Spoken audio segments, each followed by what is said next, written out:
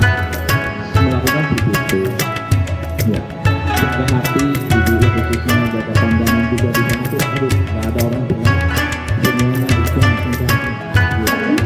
Itu kalau misalkan mau berusaha kita sampaikan diri atau kita harus dulu.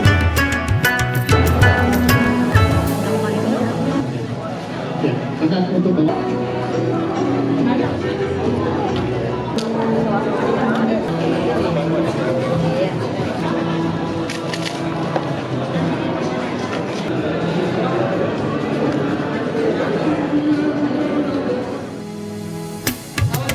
di waktu asar berarti jamak takhir. Salah ya. Sholat zuhur dan asar digabung namanya di jamak. Zuhur dan asar dikerjakan di waktu zuhur namanya jamak takdim. Sholat zuhur dan asar digabung dikerjakan di waktu asar namanya jamak takhir. Lagi sujud. Sujud. Allahu Akbar. Rakaat kedua. Rakaat kedua diulang persis sama yang tadi. Rukuk, iktidal, sujud, intimasi, sujud, tahiyat, tasawuf, salam, selesai.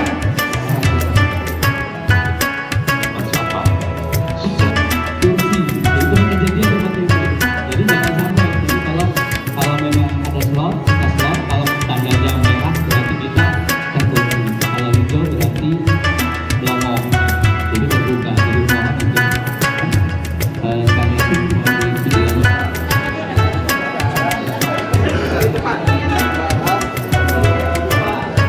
Ketinggalan.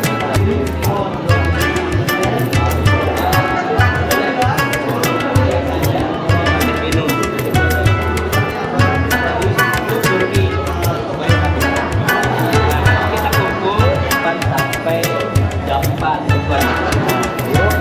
tadi kita kumpul ya, kita ada di pondok boleh nanti misalkan ya, atau misalkan ibu yang nggak biasa ya tahu deh, tahu barang-barang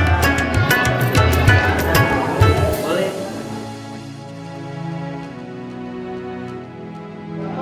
Dibagikan paspornya berapa?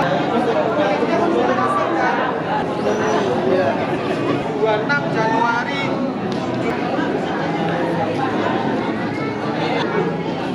Ya, betul.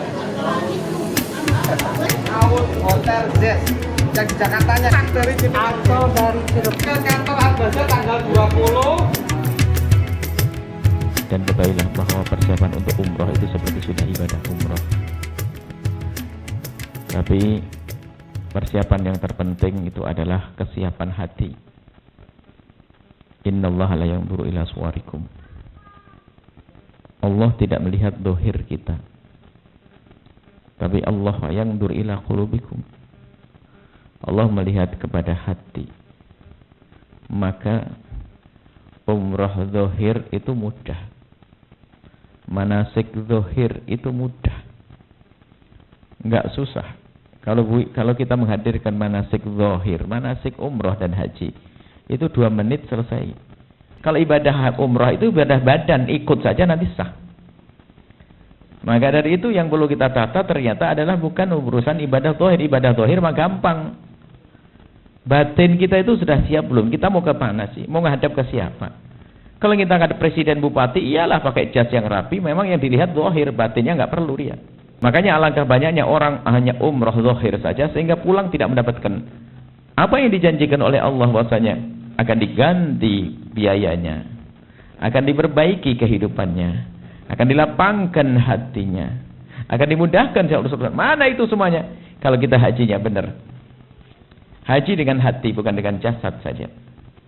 Maka di sini biasa dengan kami akan mengadakan manasik batin. Kalau manasik zahir sudahlah, nggak susah. Manasik batin bagaimana kita menata hati kita. Maka di sanalah tempat untuk kita belajar bagaimana kita beribadah yang benar dan baik. Yang harus kita pahami, ibadah dibagi 3. Banyak orang tertipu, orang memperbanyak sholawat tapi tidak pernah merenungi hati. Atau baca Quran saja, tapi tidak pernah merenungi urusan pribadi dan hatinya. Maka dalam segala aktivitas kita itu tolong ibadah dibagi 3. Yang pertama, ibadah seperti orang lain beribadah, seperti orang beribadah biasa. Salat, baca Quran, sholawatan, zikir, salat biasa seperti biasa. Sepertiga. Tapi jangan sampai kita habiskan waktu hanya untuk ini. Ada orang 8-9 hari umrah 9 kali khatam Quran. Hebat. 9 hari umrah 9 kali khatam Quran. Tapi pulang ke rumah masih saja nyakiti hati suami. Suaminya masih kasar ngomong sama karena ibadahnya ibadah jasad, dohirnya tidak, batinnya tidak. Tidak pernah merenung. Maka lihat, sampai baginda Nabi yang ngajak kita umrah, baginda Nabi yang mengajak kita untuk ziarah Rasulullah, itu mengajarkan tafakkur sa'ah, tafakkur merenung. Kalau Anda tidak merenung saat itu, Anda akan menyesal sepanjang masa. Sampai di akhirat bakal menyesal. Mumpung Anda diumrahkan oleh Allah, tinggal jadikan saat-saat untuk merenung. Itulah namanya manasik batin. Ada orang kalau di Mekah sibuk baca Quran, tawaf sama shopping, sampai di rumah masih saja sama orang tuanya ngomong kasar. Mau apa? Makanya umrah itu perlu manasik batin. Saya teringat Qadiyat mengatakan orang kalau tidak pernah merenung nggak bisa selamat biarpun ahli ibadah. Merenung itu penting.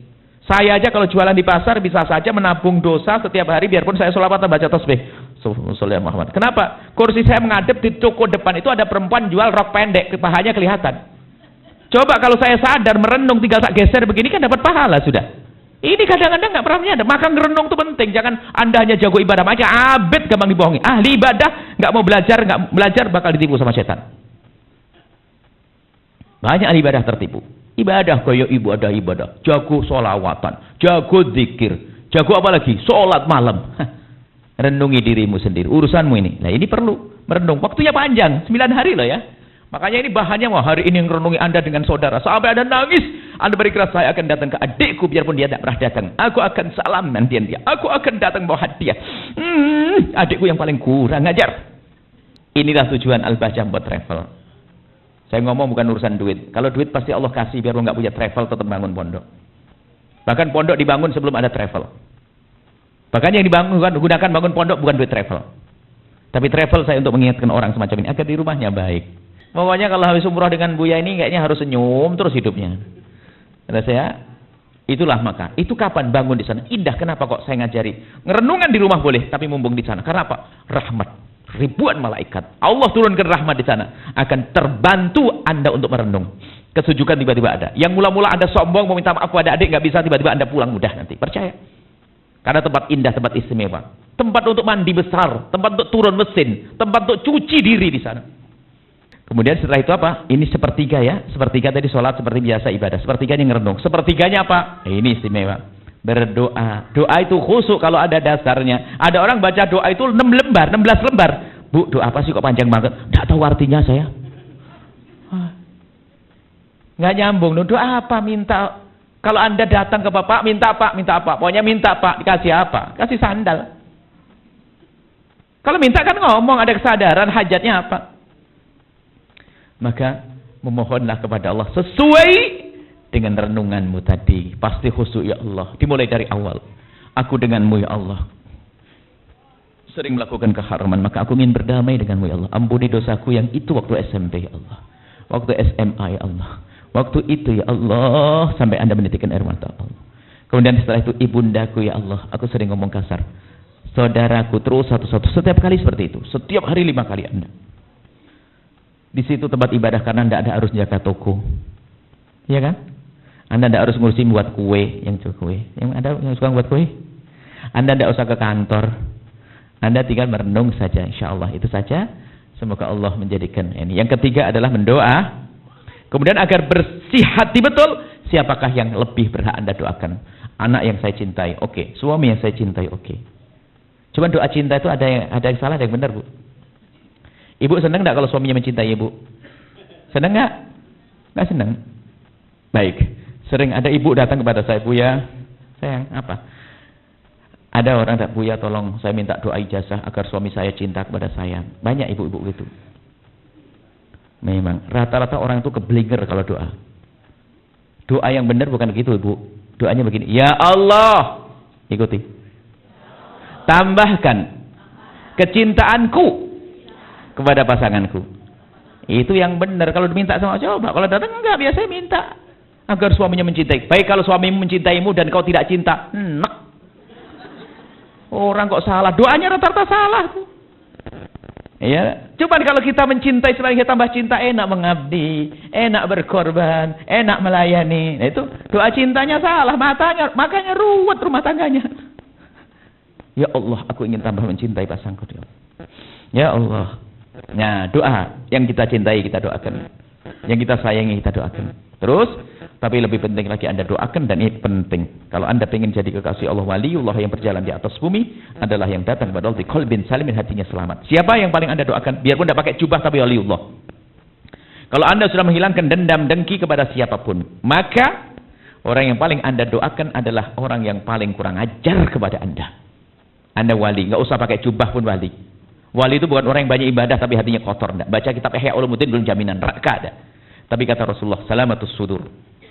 Anda tidak punya dendam. Wali biarpun nggak ada yang cium tangan, biarpun nggak kelihatan karomahnya. Kenapa? Salam hilang dendam. Maka mumpung Anda di Mekah, doakan tuh yang pinjam duit nggak balik-balik.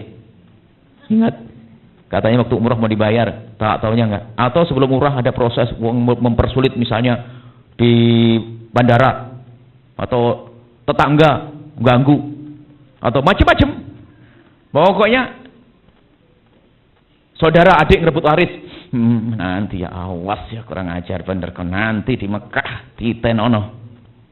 Sampai di Mekah, ya Allah adikku kurang ajar bener ya Allah, ngambil waris saya. Allah, kami mohon ampuni dia ya Allah, lapangkan rezekinya ya Allah, jaga istrinya ya Allah. Allah istimewa, bersih hati. Ancam tapi bukan doa yang jelek.